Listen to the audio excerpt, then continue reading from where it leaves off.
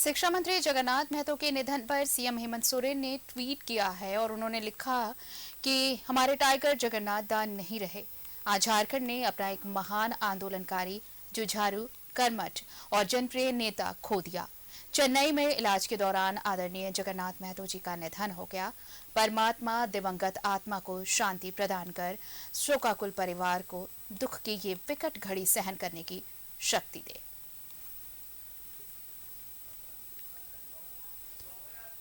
और हमारे साथ सहयोगी अजय लाल जुड़ रहे हैं, सीधे उनका रुख कर लेते हैं। अजय, देखिए, शिक्षा जगत की जो भी खबरें हैं, जो हलचल है और शिक्षा मंत्री से इंटरैक्शन आपका बहुत ज्यादा रहा। आप ये बीट कवर करते रहे और सबसे खास बात ये रही कि बहुत सरल व्यक्तित्व जिनसे मिलना किसी के लिए भी आसान था, चाहे वो कितने भी बड़े ओहदे का शख्सियत हो या फिर एक आम कार्यकर्ता या फिर एक आम आदमी। आपने भी कवर किया और वो सारी तस्वीरें अभी जहन में याद आती हैं, उनका वो हंसमुख स्वभाव, वो मिलनसार स्वभाव।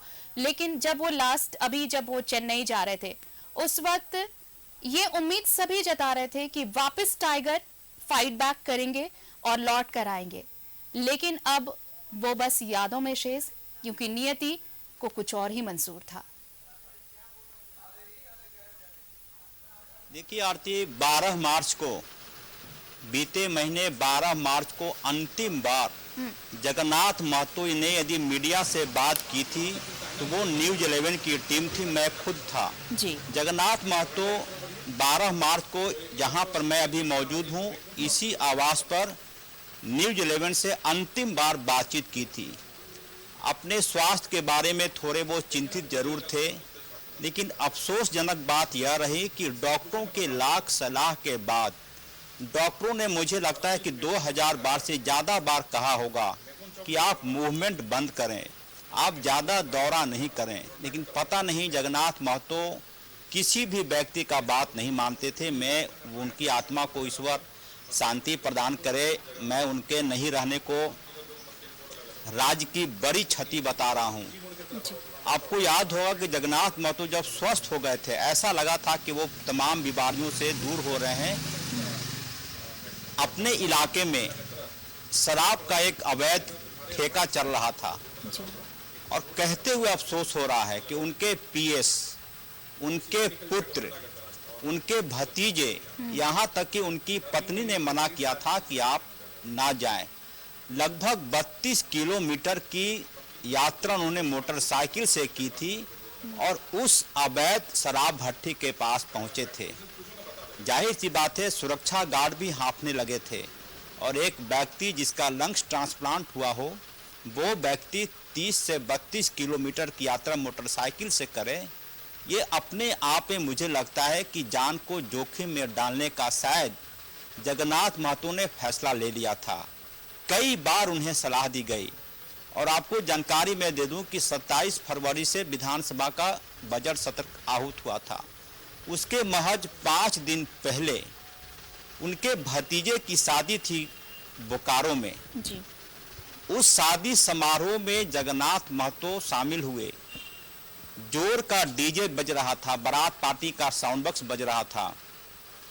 वहां पर अचानक वो अचेत हो गए और उसके बाद की कहानी मैं बता रहा हूं।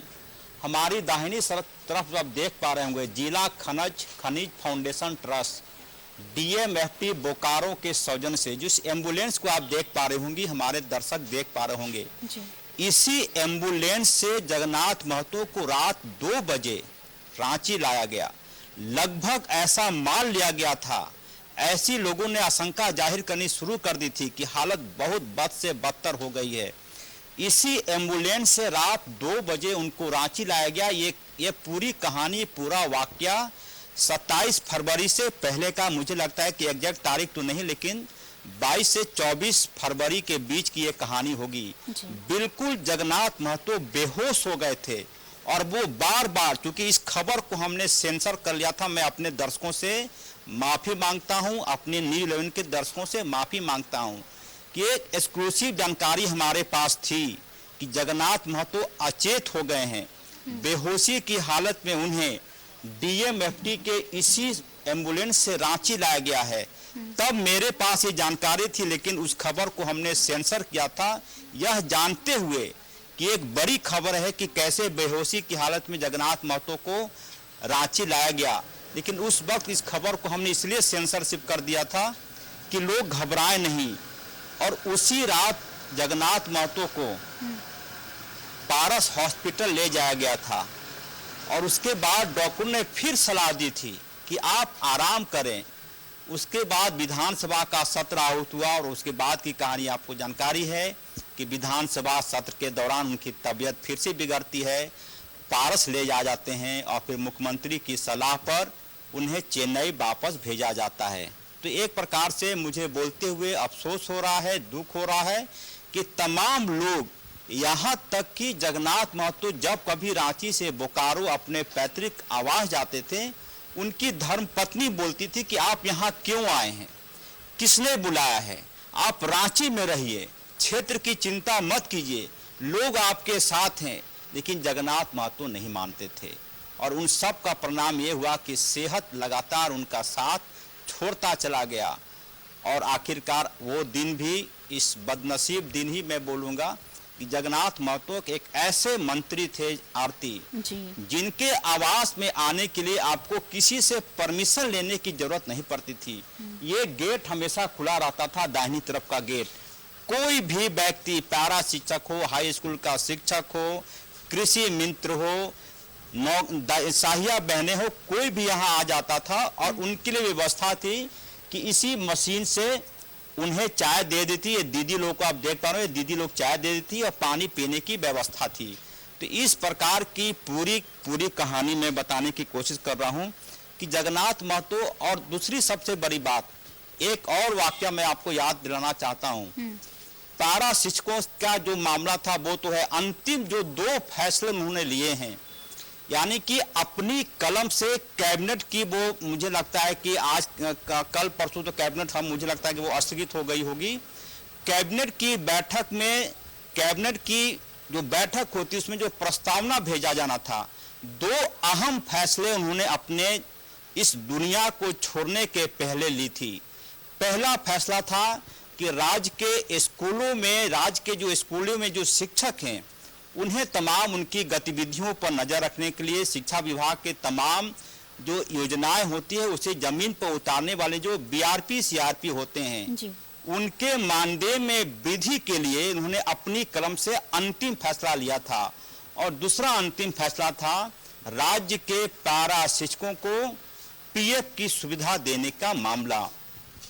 ये दोनों मामला कैबिनेट की प्रत्याशा में जगन्नाथ महतो का यदि अंतिम कोई फैसला था बतौर शिक्षा मंत्री, तो 2 अहम फैसले थे। पहला फैसला बीआरपी सीआरपी के मानदेय में बढ़ोतरी, उन्हें कई प्रकार की सुविधा देना, और दूसरा जो अहम मामला था पैरा शिक्षकों को ईपीएफ की सुविधा देना। ये दोनों अंतिम तौर पर उन्होंने कहा था। मुझे याद है जब ये 2 फैसले हो गए थे तो मैं जगन्नाथ महतो से मिलने आया था। उन्होंने कहा था कि अजय लाल जी अब कोई काम मेरे लिए नहीं बचा है। मुझे बोलते हुए मैं थोड़ा भावुक हो रहा हूँ। कोई काम नहीं बचा, इसका मतलब यह नहीं था कि वो दुनिया छोड़कर चले जाएं। उन्होंने कहा था कि मैंने इतने काम कर दिए शिक्षा विभाग में कि अब कोई काम ही नहीं बचा है। जितने तरह के फैसले थे, इनके आवास में जो कार्यालय में जो फाइलें आती थी, सरकारी फाइलें, 12 घंटे से ज्यादा वक्त तक नहीं रहता था, तुरंत से डिस्पोजल कर देते थे। और आज तक किसी भी काम के लिए ये वही राज्य है जहां पर मंत्रियों पर भ्रष्टाचार के आरोप लगते रहे हैं। कई प्रकार के ऐसी बातें सुनने को मिलती है जो राज्य के राजनेताओं की छवि खराब करता रहा है। लेकिन जगन्नाथ महतो के बारे में कहा जाता है कि जिस इलाके में वो रहते थे वहां कोयला खनन होता है। कई बड़ी कंपनियां, मैं नाम नहीं लेना चाहूंगा आरती, कई बड़ी कंपनियां उनसे कहती थी कि इतने ज्यादा लोगों को मैं सेवा करता हूं, आप मुझसे सेवा लें। जगन्नाथ महतो कहते थे कि यदि आप मेरा कोई सेवा करना चाहते हैं तो आप किसी स्कूल में जाकर बच्चों को किताब बांट दें, किसी स्कूल में जाकर आप बच्चों के लिए वाटर प्यूरिफायर की व्यवस्था कर दें, किसी स्कूल में जाकर आप ब्लैक बोर्ड को ब्लैक करवा दें। तमाम चीजें थी। यदि जगन्नाथ महतो चाहते तो राजनीति की जो हवा है झारखंड में वो किस प्रकार से होती है उस